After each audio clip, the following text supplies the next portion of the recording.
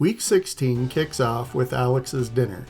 He prepped some leftover steaks from last week, made some black beans and salsa from scratch, and we had tacos.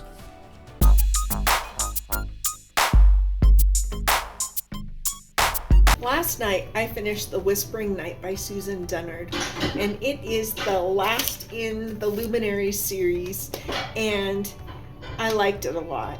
There was a lot of action. It was a little wild, but I enjoyed the story. I enjoyed how things kind of came together at the end.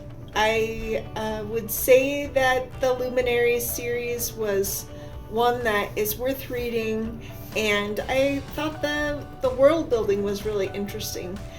The first book was a little slow to get started, but I felt like she really brought the whole story and a lot of the character development together at the end. So check out The Whispering Night if you are thinking about this series.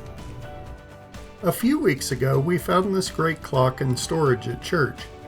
When I asked about it, I was told that we'd love to use it, it's just broken. So I bought a new mechanism for it.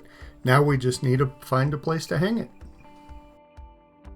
On Wednesday, Melissa made us some pork loin in the slow cooker and also some potato salad to go with it.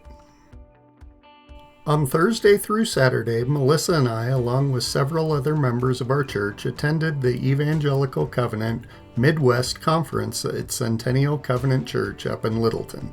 Thursday night, we had a special introductory session on discipleship, which emphasized discipling immigrants.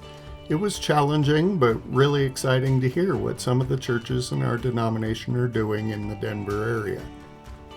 Friday morning was a session on lay leadership, which was the session that prompted my invitation to the conference.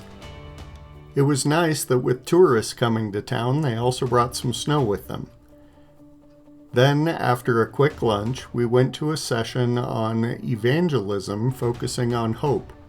Then we had our first plenary session, which included worship and an introduction to the conference leadership team. Then we broke for dinner. The evening was a celebration of 140 years. We had a small panel that talked about several of the different eras of our conference that ended with a great worship service that included communion. We also prayed for our conference's ability to transform lives, connect people, and multiply our reach. After the celebration, we were encouraged to grab a dessert and have some social time connecting with people from all over the conference. Saturday morning, the drive-in was beautiful on account of yesterday's snow. I attended a small group session on connecting parents to our church, which, of course, included a lot of youth and children's ministry resources.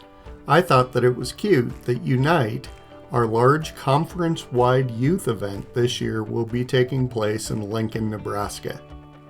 Then, the plenary session included worship, a celebration of 50 years of ordaining women in our denomination, some words of encouragement from the leaders from the larger denomination, and the ordaining of several new ministers.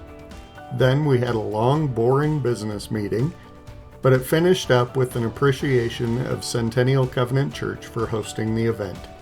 Overall, it was a great event, and I'm glad I got the opportunity to attend.